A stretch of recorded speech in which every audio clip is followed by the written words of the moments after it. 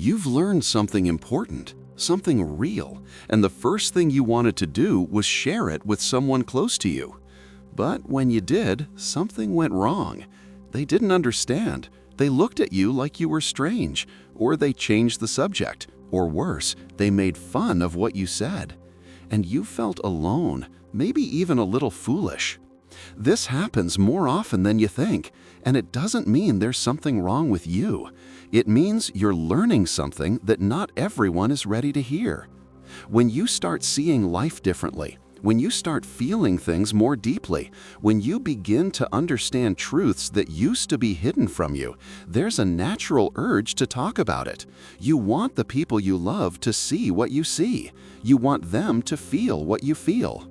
But here's the thing. Not everyone is in the same place, and that's okay. Some people are busy with other things. Some people are not ready. Some people are dealing with their own struggles, and some people simply don't want to hear it. That doesn't make them bad, it just makes them different.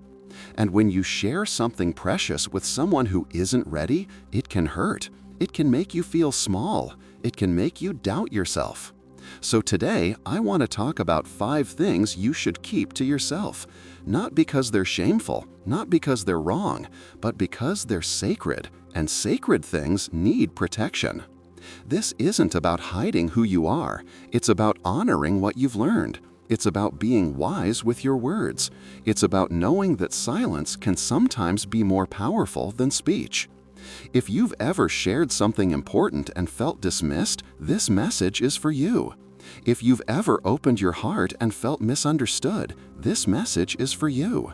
If you've ever wondered why people don't get what you're going through, this message is for you.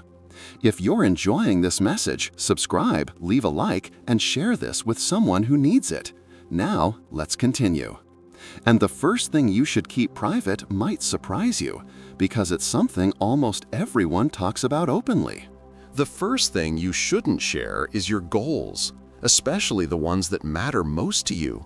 I know this sounds strange. We're taught to tell people what we want. We're told that sharing our dreams makes them real. We're encouraged to announce our plans so others can support us. But here's what actually happens. When you tell someone about a goal that's close to your heart, something shifts. You feel a small satisfaction just from saying it out loud. Your mind thinks you've already done something. And that little bit of satisfaction can take away the hunger you need to actually do the work. There's also something else.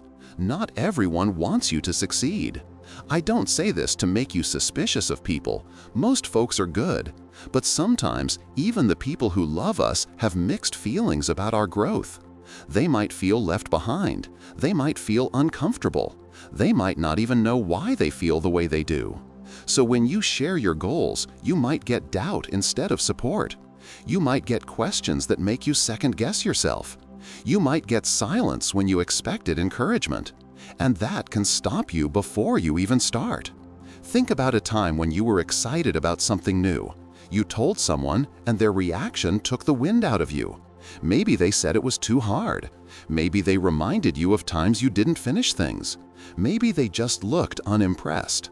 That moment can plant a seed of doubt, and doubt can grow. The wiser path is to work quietly. Let your results speak for you. Let people see what you've done instead of hearing what you plan to do.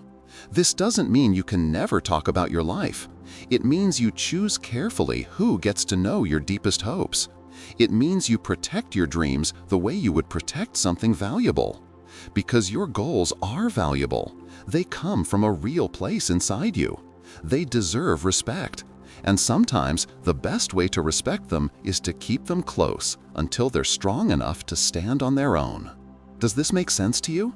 Have you felt this before? But there's another thing people share too freely, and this one can cause even more trouble. The second thing you should keep private is your good deeds. When you help someone, when you give something, when you do something kind, there's often a pull to mention it. Maybe not to brag, maybe just to share. Maybe because it felt good and you want to talk about it.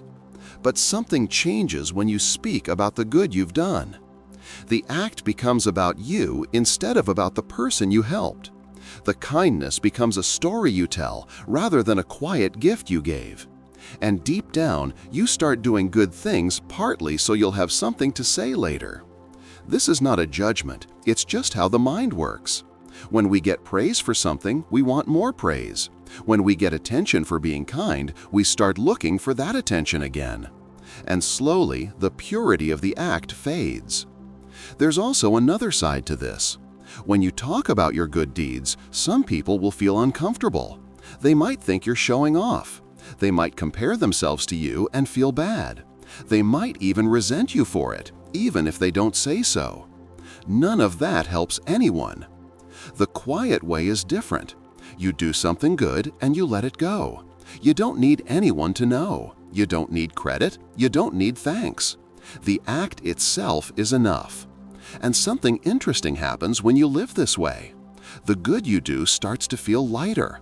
It becomes natural. It becomes part of who you are instead of something you perform for others. Think about the kindest people you've known in your life. Were they the ones who talked about their kindness? Or were they the ones who just lived it day after day without making noise about it? Usually it's the quiet ones, the ones who give without counting, the ones who help without announcing. That's the kind of person worth becoming. And it starts with keeping your good deeds between you and the person you helped. No one else needs to know. Have you noticed this in your own life? Have you felt the difference between quiet kindness and kindness that gets talked about? But here's the part most people overlook, and it's even more personal than what we've discussed so far. The third thing you should keep private is your spiritual practices. Whatever you do to connect with something greater, whether it's prayer, quiet time alone, reading, reflection, walks in nature, or just sitting in silence, keep it to yourself. This might seem strange. Aren't we supposed to share things that help us? Aren't we supposed to guide others toward what works? Here's the problem. When you talk about your spiritual life, you invite opinions. Some people will question what you're doing. Some will offer their own beliefs and tell you yours are wrong. Some will simply not understand and make you feel odd for doing it. And every opinion that comes in can shake what you've built. Your connection to something bigger is personal. It's between you and whatever you believe in. It doesn't need approval. It doesn't need witnesses. It doesn't need to be explained or defended. When you keep it private, it stays pure. It stays yours. No one else's words can touch it. There's also something else. When you talk too much about spiritual things, it can start to feel like performance. You might begin to say things that sound good rather than things that are true for you. You might start using words you heard from others instead of words from your own heart. And then you've lost something. You've traded the real thing for a version that impresses people. The quiet way is better. You practice in silence. You grow in private. You let the changes show in how you live, not in what you say. People will notice anyway. They'll see the calm in you. They'll feel the peace. They'll sense that something is different, and they won't need you to explain it. They'll just see it. That's more powerful than any words. That's the kind of teaching that actually reaches people, not through speeches, through presence. So whatever you do to take care of your spirit, guard it. Don't put it on display. Don't turn it into conversation. Let it be the quiet foundation of your life. Does this ring true for you? Have you ever shared something sacred and felt it lose its power? But there's something deeper, and this next one might be the hardest to keep quiet, because it involves the people closest to you. The fourth thing you should keep private is your family problems. This one is hard, because when things are difficult at home, you need to talk. You need to release the weight. You need someone to listen. And that's understandable. We all need support. But here's what often happens when you share family problems too widely. People remember. Long after you've forgiven, long after things have gotten better, people still hold on to what you told them. They look at your family members differently. They carry judgments that don't go away. And sometimes they bring it up again, at the worst times, in ways that reopen old wounds. There's also the problem of advice. When you share family troubles, everyone has something to say. Everyone has an opinion. And most of that advice comes from people who don't fully understand your situation. They mean well, but they don't live in your house. They don't know the full story. They don't see the small moments of love that exist between the hard times. So their advice can push you in directions that aren't right for you. It can make small problems bigger. It can turn confusion into conflict. The wiser path is to be careful who you talk to about family. One trusted person, maybe two. Someone who listens more than they talk. Someone who won't hold it against your loved ones later. Someone who respects that families are complicated. Everyone else doesn't need to know. This also protects your dignity and the dignity of your family. Some things are meant to stay inside the home. Not because you're hiding something shameful, but because some struggles are private. They belong to the people involved and no one else. When you handle family problems quietly, you give them space to heal. You don't add outside pressure. You don't create sides for people to take. And often, that's exactly what's needed. Space, time, quiet. Think about a time when you shared too much about a family problem. Did it help, or did it make things more complicated? Most people find that keeping these things closer leads to better outcomes, less drama, more real healing. But there's one more thing to keep private, and in some ways, it's the most important one of all. The fifth thing you should keep private is your inner peace. This might sound strange. Why would you hide something good?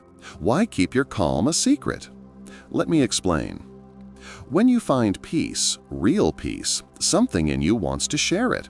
You want others to feel what you feel. You want to help them find what you found. That's a beautiful instinct, but it can backfire. Not everyone wants to hear about your peace. Some people are in pain. Some people are struggling. And when you talk about how calm and centered you feel, it can come across the wrong way. They might feel like you're showing off. They might feel like you're looking down on them. They might feel like you're saying you figured out something they haven't, even if that's not what you mean at all. There's also another risk. When you talk about your inner peace, you invite challenges. Some people will try to shake it. They'll bring up problems. They'll ask difficult questions. They'll test whether your peace is real. And if you're not careful, those tests can actually disturb what you've built. The safer way is to let your peace speak through your actions. Be calm when others are upset. Be patient when others are rushing. Be kind when others are harsh. That's how peace spreads, not through words, but through example. People will feel it. They'll wonder what's different about you. They'll want to know your secret. And when they ask, really ask, then maybe you can share a little. But even then, keep it simple. Don't lecture. Don't explain too much. Just offer what helped you and let them take it or leave it. True peace doesn't need to announce itself. It doesn't need recognition. It just exists, quietly, like a deep lake that stays still even when wind blows across the surface. That's the kind of peace worth having, and part of having it is not needing anyone to know about it. Does this make sense? Have you ever talked about feeling good and had it somehow turn into a problem? Now that we've covered all 5 things, let's look at why this matters so much. Because there's a reason behind all of this that ties everything together. So why does keeping these things private matter so much? It comes down to one simple truth. Your energy is limited. And every time you share something precious with someone who isn't ready to receive it, you lose a little of that energy. Think about it like this. You have something valuable in your hands. If you show it to someone who appreciates it, they handle it with care. But if you show it to someone who doesn't understand, they might drop it, they might criticize it, they might make you feel foolish for having it. And then you have to pick it up, dust it off, and rebuild your confidence in it. That takes effort, that takes time, that takes energy you could have used for something else. When you learn to keep certain things private, you stop losing energy this way. You stop putting yourself in positions where you have to defend what you believe. You stop explaining yourself to people who aren't really listening. And that energy stays with you. It builds up. It makes you stronger. This isn't about being cold or distant. It isn't about shutting people out. It's about being wise with what you share and who you share it with. You can still be warm, you can still be open, you can still have deep conversations with people who earn your trust. But you choose. You decide who gets access to the deepest parts of you. You don't give that away to just anyone. This is especially important as you get older. When you were young, maybe you shared everything. Maybe you wore your heart on your sleeve, and maybe you got hurt because of it. Now you know better. Now you understand that some things are meant to be protected. Not hidden, not buried, protected. There's a difference. Hiding is about shame. Protecting is about wisdom. You're not ashamed of your goals, your good deeds, your spiritual life, your family, or your peace. You're simply choosing to guard them so they can grow stronger. And that's one of the most mature decisions a person can make. Have you started to see how this works in your own life? Have you noticed times when keeping quiet served you better than speaking? But here's where most people get stuck, and it's worth looking at closely. The hardest part of keeping things private is dealing with the loneliness that can come with it. Let's be honest about this. When you don't share certain parts of your life, you might feel alone. You might feel like no one truly knows you. You might miss the connection that comes from opening up completely. This is real, and it's important to acknowledge it. But here's what I've learned. The loneliness that comes from keeping sacred things private is different from the loneliness that comes from being misunderstood. When you share something important and the other person doesn't get it, that's a deep kind of lonely. You're standing right next to someone and yet there's a wall between you. That hurts more than being alone. When you choose to keep something private, the loneliness is lighter. It's a choice. You're alone with your treasure, not alone with your wound. And over time, you find people who truly understand. Not everyone, just a few. Maybe one or two in your whole life. But those connections are deeper than anything you could build by sharing everything with everyone. Those rare people earn your trust slowly. They show you through their actions that they can hold what you give them. They listen without judging. They support without needing to fix. They respect what you keep private without pressuring you to reveal it. When you find people like that, the loneliness fades because you have real connection. Not connection based on how much you share, but connection based on how deeply you're understood. This is worth waiting for. It's worth the patience. It's worth the times when you feel alone because you're not spilling your heart to everyone who asks. The quiet path can feel lonely at first, but it leads somewhere better. It leads to relationships that actually nourish you. It leads to a sense of safety in who you are. It leads to peace. Have you found people like this in your life? Even one person who truly gets you? If not, keep looking. They exist. And the more you become someone who guards what's sacred, the more likely you are to recognize them when they appear. And here's something else most people don't think about when it comes to keeping things private. When you keep certain things private, you actually become more trustworthy to others. Think about it. If someone tells you everything about everyone, do you trust them? If they share every detail of their friends' problems, their family's struggles, their coworkers' secrets, do you feel safe with them? Probably not, because you know that anything you tell them might end up somewhere else. But when you meet someone who keeps things close, someone who doesn't gossip, someone who holds space for what matters, you feel safe. You know that what you share with them will stay with them. That's the kind of person people want to confide in. That's the kind of person people turn to when things get hard. That's the kind of person who builds real trust. And you become that person by practicing privacy in your own life first. When you learn to keep your own sacred things quiet, you develop the muscle to keep other people's sacred things quiet too. It becomes natural. It becomes who you are. People notice this. They might not say anything, but they feel it. They sense that you're safe, and they open up to you in ways they don't open up to others. This is one of the great gifts of learning to be private. You become a refuge for people who need one. You become someone who can be trusted with hard things. And in a world where everyone talks too much, where everything gets shared online, where nothing feels private anymore, being that kind of person is rare. It's valuable. It's needed. You don't have to announce this about yourself. You don't have to tell people you're trustworthy. They'll figure it out. They'll see it in how you live. They'll feel it in how you listen. And slowly, the right people will find their way to you.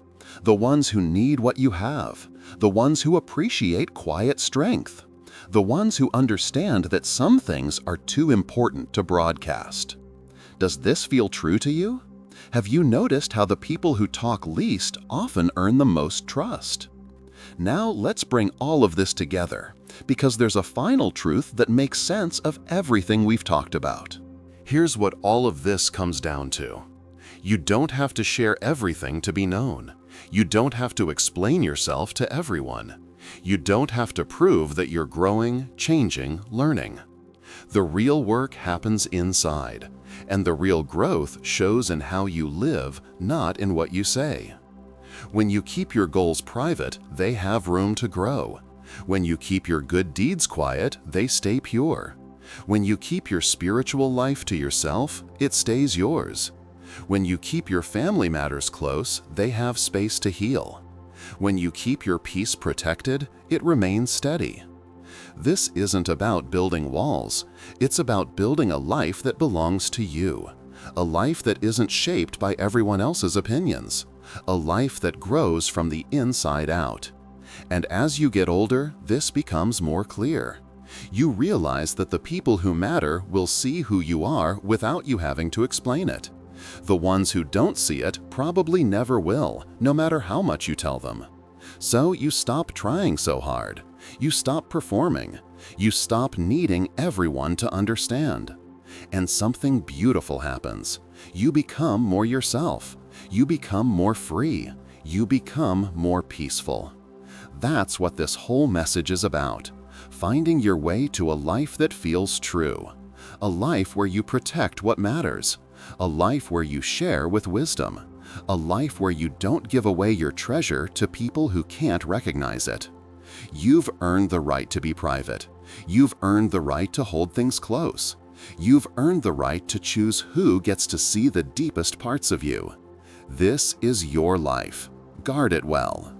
If this message helped you, subscribe so you don't miss the next reflection, leave a like, and share this with someone who needs to hear this today.